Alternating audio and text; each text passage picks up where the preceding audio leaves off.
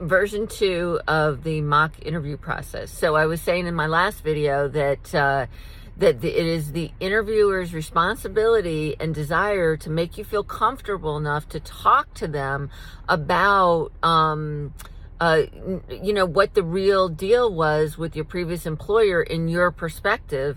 And if you are talking negatively, they're going to try to say, oh yeah, I understand, and absolutely, etc. And oh, I had that myself, because they want to know who you are and they want to know really what you think. And it's really important not to fall into that trap of feeling so comfortable that you're talking to like a friend and you can tell them, oh, I hated this guy and this is why.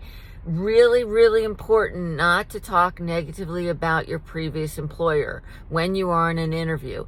And listen, this is the reason why, is because we're all human beings, and that company that's interviewing you, they're scared you're going to say the same thing or think the same thing about them. They don't know that whether they are or are not different from your previous employer. So if you're talking negative about your previous employer because they're micromanaging, they're saying, well, am I a micromanager? Is she going to think that I'm a micromanager? And is she going to, be unhappy and quit after 3 months because she thinks I'm a micromanager? And if she's talking about, in this particular interview, she had 6 years in the most recent company and 3 years in the previous one. And what she said about both of them was they would not let her advance and they were micromanaging her. And to me, when you have 9 years of someone doing that and getting that experience, I have to wonder if it's not them. If there's a reason that their employers don't think that they can handle it on their own. And that's what I'm thinking as the person interviewing. Okay, so number 1, research, understand what skills you should have and be able to talk confidently about that. Number 2, never, ever, ever, ever talk negatively about your previous employer, no matter what, even if it's true.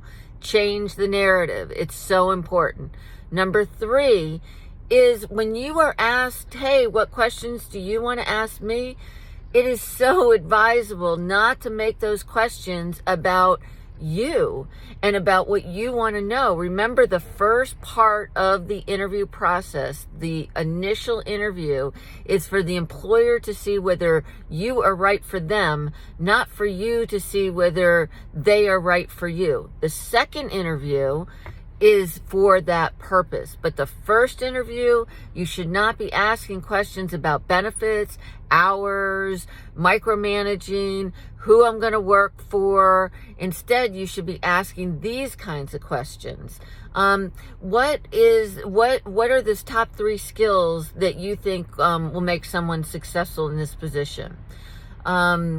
Why is this position available? Is it a new position or is it replacing someone? What can I expect from my employer from my senior supervisor in the first 90 days? What training do you have available for this position? Because every company's different and I know I need to learn a new process. Everything having to do with helping that employer evaluate whether you're right for them.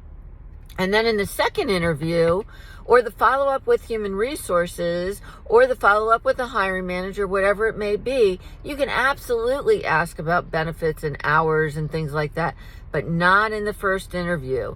Don't blow it, all right? Good interview tips for you, instacareercoach.com.